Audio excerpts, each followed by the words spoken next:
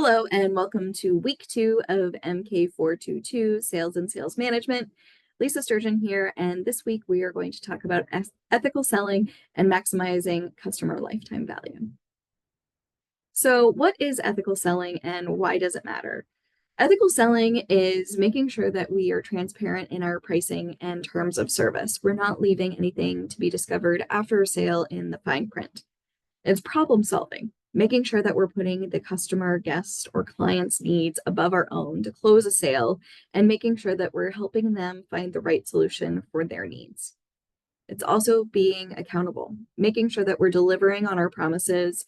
If something is going to be delayed or show up late or we cannot deliver when we said we were going to, making sure that we are communicating to our clients so there's no surprises.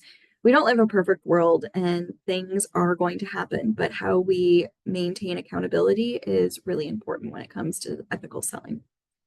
Please remember, ethical selling is not doing whatever it takes to close the sale. There used to be the old school ABCs of selling, always be closing. It's not where we are today. Make sure that you're putting your clients first. So why does ethical sales matter?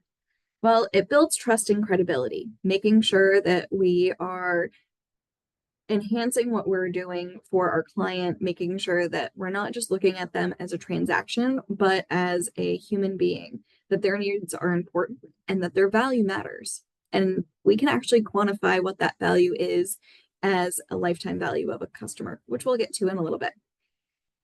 Being ethical enhances our brand reputation, making sure that we have positive word of mouth influence when our past clients or current clients are talking about us. And it encourages repeat business. Think about a time that you might have dealt with a situation that wasn't necessarily the most ethical. How did it make you feel? Did you want to give them your money again? Probably not. And when we put all of those together, when we have trust and credibility, a positive brand reputation, somebody is conducting repeat business with us, they also want to tell their friends, families, or coworkers, industry colleagues, if it's in B2B sales, about us and put their name behind our brand in referrals. So how do we calculate the lifetime value of a customer?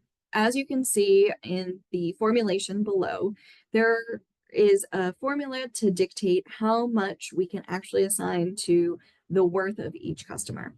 Now, that might not be the most warm and fuzzy way of looking at a customer, but it helps us understand that if we don't deliver ethical sales, then we are not going to have that lifetime value of a customer. We're going to lose out on that opportunity to have repeat sales and have the full potential of what that customer could mean to our business bottom line.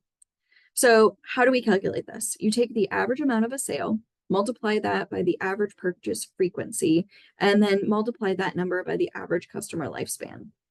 That equals CLV, customer lifetime value.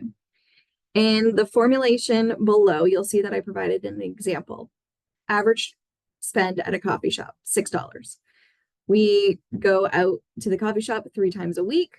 That might be a little low for some of you, might be a little higher for some of you, but let's just say the average is 3 trips. That equals $18 per week. If we are in a life cycle of 4 years, thinking about a traditional college student, that would be 52 weeks per year, because we're calculating the upper example by the weekly amount of trips. That equals 208 weeks over those 4 years. Multiply 208 by the weekly spend of $18. That is a lifetime customer value of a coffee shop of $3,744. Now, the benefits of understanding CLV mean a lot, right? Ethical sales transactions turn relationships into relationships, and those relationships turn into lifetime value. It increases ethical sales practices, leading to repeat business and allowing us to maximize that value of that customer. How do we accomplish this? With sales and developing those services into brand advocates.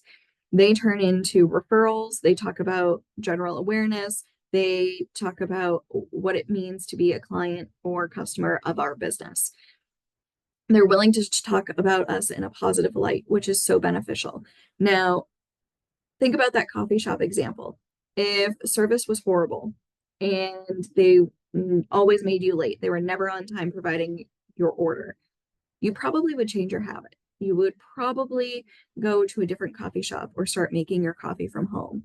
But if they're delivering consistent service and consistent quality, it's going to be harder to change your habit. And you're probably going to want to support them because they're making your needs met, whether that's by providing good quality, getting you out on time, whatever those might be. It also decreases the need to convert new customers. If you are consistently maximizing the customer lifetime value, you don't have to spend the money it takes to convert a new customer to have you be their new coffee habit or whatever that might be.